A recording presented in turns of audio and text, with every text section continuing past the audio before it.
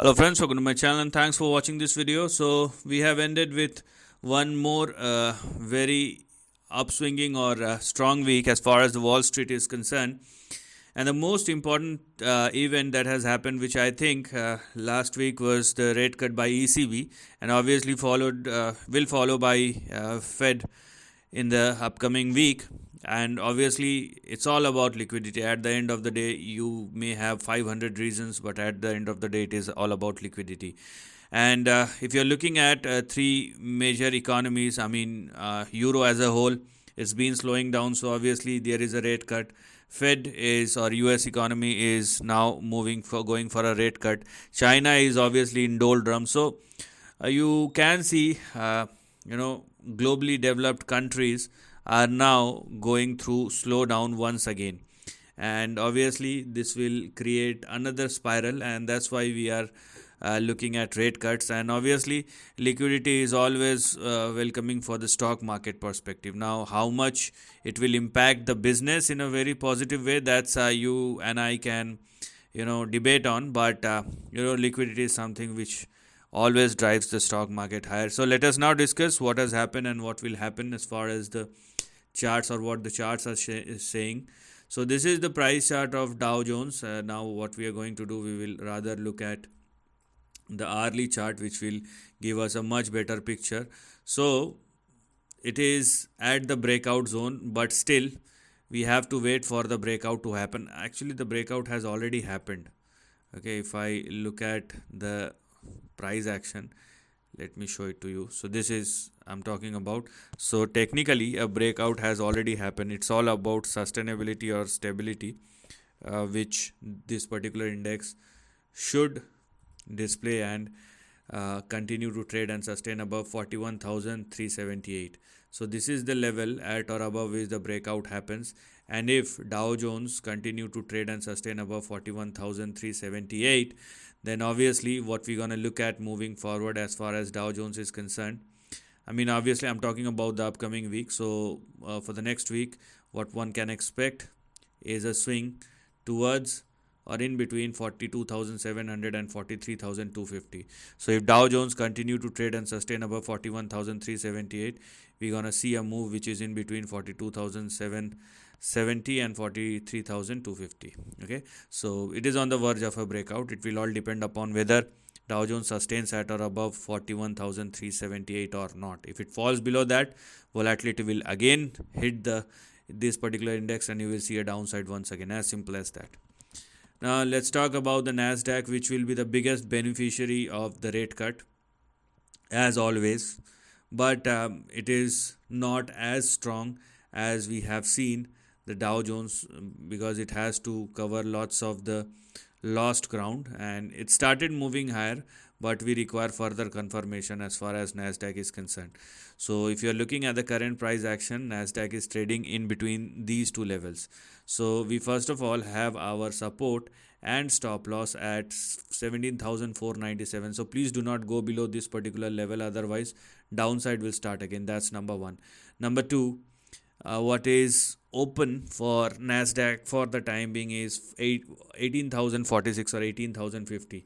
If it surpasses 18,050, then it may revisit its biggest resistance, or the high that this particular index has made, and I'm talking about 18,682, 683. So right now it is still positive, but right now only this part is active. After 18,050, you're gonna see a swing towards 18,683. So NASDAQ has to recover its lost ground, whereas Dow Jones is on the verge of a breakout, or already a breakout has happened. So in that sense, NASDAQ is lagging. But once rate cut happens, the chances are NASDAQ will outshine the other indices. That's always happened, and that's where the probability lies. Now let's talk about the balanced one, the S&P 500.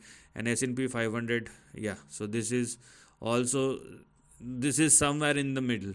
Okay, it is on the verge of a breakout. So you can clearly see a combined impact on S&P 500. So for S&P 500, the range in between which this particular index is trading is this one. So here we have our support and stop loss at 5567. So please do not go below 5567, otherwise volatility hits S&P 500, and you're gonna have to wait for this particular index to surpass and sustain above 5673 or 5674, above which the breakout will happen. I hope this is very clear to you. Now the question is what lies ahead. So you have to wait for S&P 500 to surpass and sustain above 5674, and then the least which one can expect is a swing somewhere in between 5900 and here we are 6000. So this will be the next big range which will become active. So there is a lot to look at as far as the big trend or price action is concerned when you are looking at S&P 500 index. I hope this is very much clear to you. Now let's talk about the concerning factor or the index which is the mother of all, the Dow Jones or the currency index. Now we have seen a relentless fall in Dow Jones, and I would say it is hanging by its teeth. So because if you're looking at the trend, although it's trying to balance it out, so this is the range in between which it is currently trading, but the overall range in between which the dollar index is trading is not indicating any sign of strength as of now. So here we are. So it is consolidating, that's it. But if you are looking at the overall trend or overall price action, the price chart of dollar index looks something like this. So it may continue to consolidate somewhere in between 101 and 102, but what the trend is suggesting us, let me show it to you. So what basically the trend is suggesting us is something like this. Let me draw this line and then I will show it to you. So this is 1, this is 2, probably 3, and this is the fourth move which is going on. And once it is over, I mean it will happen like this, like this, like this, nobody knows. Once it is over, and then you will have a move like this. This is what I'm talking about, and that's why you cannot see, even if the dollar index is moving higher, you cannot see any big trend change in the trend as far as the dollar index is concerned. Otherwise it has to move like this, a big one, okay, if you are thinking about any big negativity in the market. So it's a very good supporting factor for the market, and obviously it is indicating that it is consolidating for the time being. So you may use this particular line as a resistance in the near term. If dollar index continue to trade and sustain below these two levels, let me show it to you, which is in between 101 and 102.16, then eventually it will fall down. That's it.